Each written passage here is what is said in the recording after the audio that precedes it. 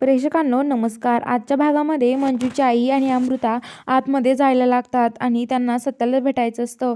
मंजू त्यांना घेऊन जायला लागते. तेवढ्यात मम्मी साहेब तिला अडवतात आणि म्हणतात की अजिबात आतमध्ये जायचं नाहीये, माझ्या सत्याला अजिबात भेटायचं नाहीये तुम्ही.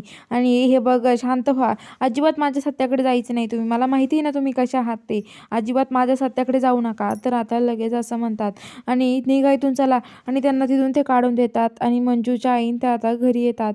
मंजू तर खूपच रडत असते. मंजूची आई म्हणते की अगं मंजू शांत हो, रडू नको, अगं त्या मम्मी साहेब कशा आहे तुला माहिती ना. तर मंजू म्हणते की हो ना गं, पण काय करणार, सत्याचं पण मला सत्याला भेटायचं होतं असं म्हणते. तेवढ्यात आंबरीचा नवरा येतो आणि म्हणतो की काय मेवणीबाई, तुम्ही तर खूपच नाव गाजवलंय, तर तुम्ही सत्याच्या थोडी खाली गोळी मारली, थोडी वर मारली असती ना, सत्या ढगात गेला असता, थोडी वर उडी गोळी मारायला पाहिजे नव्हती तुम्ही असं म्हणतात. तर आता मंजू म्हणते की अहो काय बोलताय तुम्ही. तर आता आंबरी म्हणते की अहो काही पण बोलू नका. तर आता मी तो म्हणतो की मेवणीबाईंनी एकदम भारी केलं, त्या सत्याला गोळी मारली, माझा बदला पूर्ण झाला असं म्हणत असतो.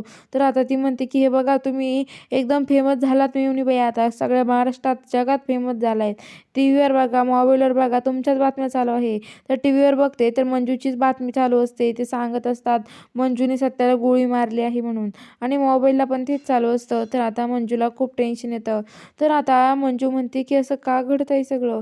तर आता लगेच इकडं ज्या मंजूच्या आईन त्या आहेत त्या म्हणतात अगं मंजू यांचं काही मनावर घेऊ नकोस असं म्हणते. तर आता इकडं जो सत्य आहे तो आता डॉक्टर म्हणतात की हे बघा, सत्याची सुरू यांची तब्येत पुन्हा बिघडत चालली आहे, आता आम्ही काय करू, त्यांना काहीच कळत नाहीये. तर आता इकडं जी मंजू आहे ती देवी आईच्या तिकडे येते, देवीच्या आईला नवस करते आणि देवी आईच्या तिकडे ती बिनचापडाची केस मोकळी सोडून लाल साडी घालून चाललेली असते, डोक्यावर पाठी घेऊन, आणि ती तशीच वर चाललेली असते, पायात काही न घालता.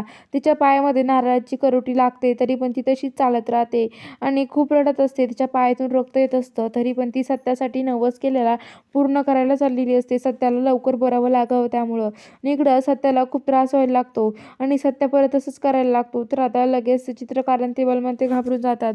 तर आता डॉक्टर येतात आणि म्हणतात की काळजी करू नका, ते लवकरच आता बरे होणार आहे असं म्हणतात. तर बघूया आता पुढील भागात काय घडणार आहे, हे बघायला चॅनलला सबस्क्राईब करा.